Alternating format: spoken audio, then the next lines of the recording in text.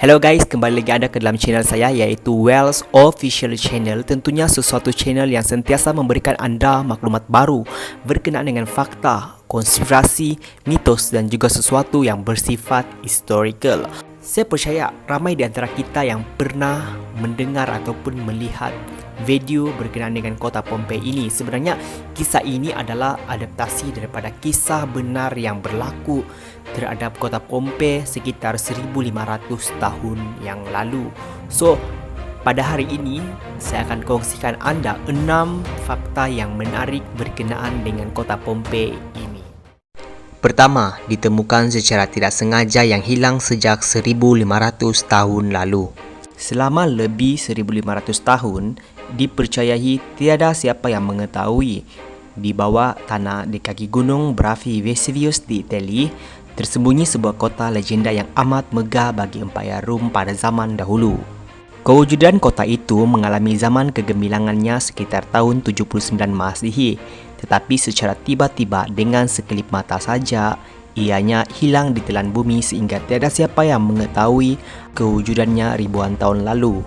Pada awalnya, kota ini telah ditemukan pada tahun 1599 oleh arkitek Itali bernama Domenico Fontana, yang mana pada waktu itu beliau sedang menggali saluran air.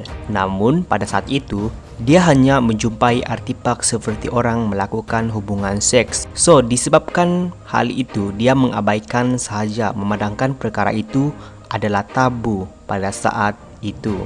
Penemuan kali kedua barulah dilakukan secara besar-besaran iaitu pada tahun 1748, yang mana ahli arkeologi yang waktu itu mendengar bahawa di bawah kaki gunung Vesuvius terdapat harta karun.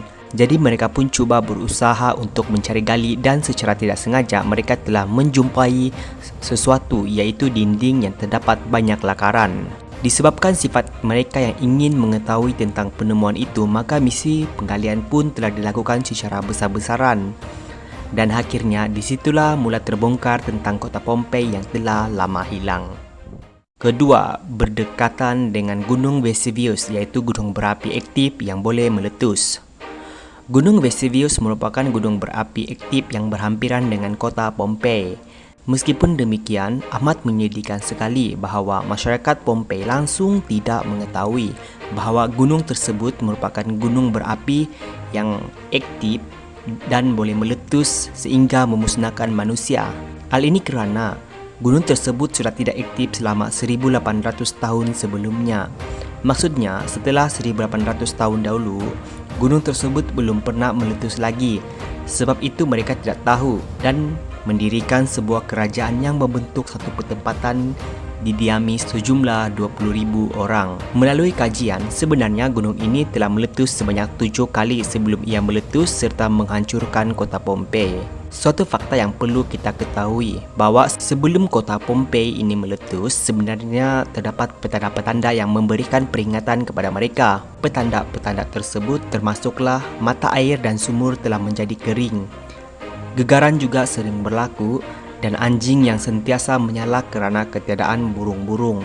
Mungkin burung-burung sudah lari kerana tahu apa yang akan terjadi, tetapi menyedihkan, tiada siapapun masyarakat di kota Pompei itu yang menyedarinya.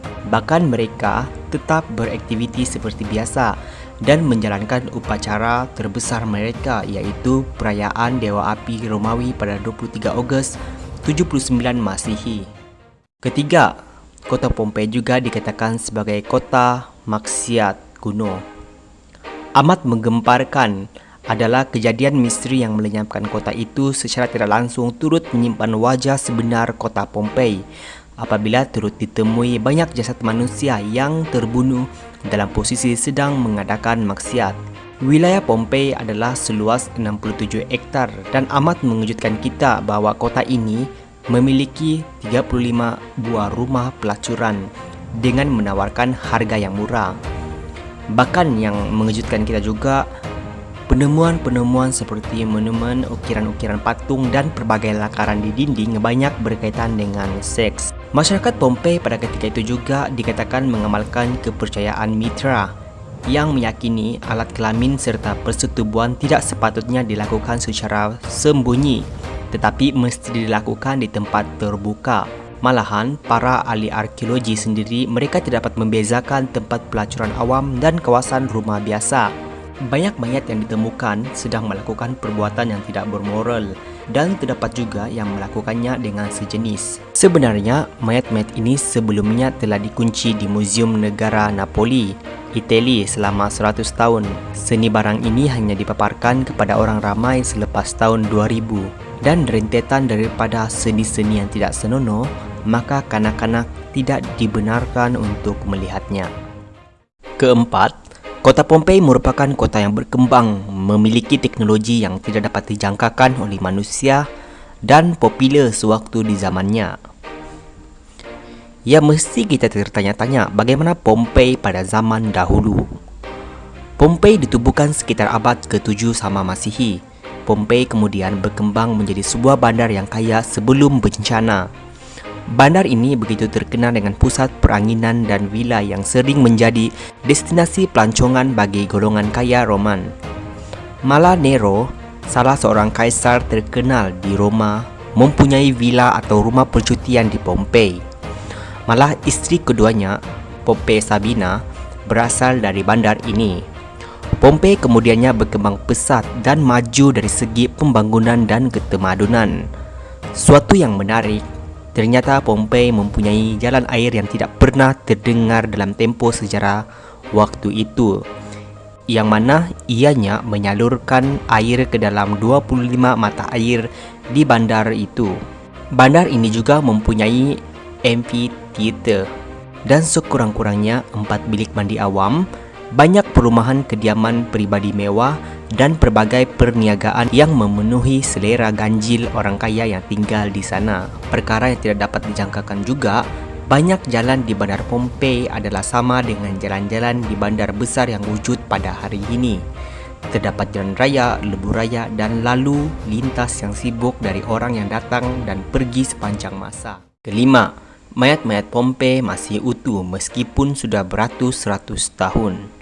Dapat dilihat dengan mata sendiri yang mana mangsa-mangsa yang terkorban, mayat mereka masih utuh lagi dan ianya membatu seperti replika. Maka, melalui mayat tersebut, ahli arkeologi dapat mengetahui asal-usul masyarakat tersebut, ekspresi wajah mereka yang sedang dalam ketakutan pada masa itu, dan banyak lagi. Terdapat mangsa yang meletakkan tangan di atas kepala seolah-olah sedang melindungi diri dari azab mendatang. Satu lagi, mangsa sedang merangkak seolah-olah cuba melarikan diri daripada nasib malang. Terdapat juga mangsa yang saling memeluk antara satu sama lain untuk menghabiskan sisa akhir mereka.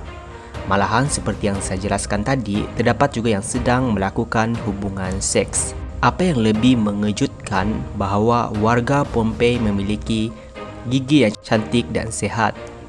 Tahun 79 Masihi bukanlah era terkenal untuk penjagaan gigi. Namun demikian, masyarakat Pompei begitu menjaga gigi mereka. Penyelidik memberitahu bahawa gigi mereka adalah jauh lebih baik daripada kita sekarang. Fakta yang keenam, tiada seorang pun yang selamat. Ternyata kisah Pompei ini serupa dengan kisah kaum Nabi Lut. Tiada seorang pun yang selamat setelah meletusnya Gunung Vesuvius. Hal inilah yang menyebabkan ianya sempat dilupakan oleh masyarakat dalam peradaban manusia. Okey, meskipun kota ini terletak di Itali, tetapi ia sebenarnya bukan milik orang Romawi ataupun Roman. Melalui kajian, Pompei telah dibangunkan oleh orang-orang Osci dari Yunani pada abad ke-6 dan ke-7 sebelum Masihi. Tambahan lagi, peninggalan artifak dan barang-barang lain kebanyakan adalah bercirikan peninggalan budaya Yunani.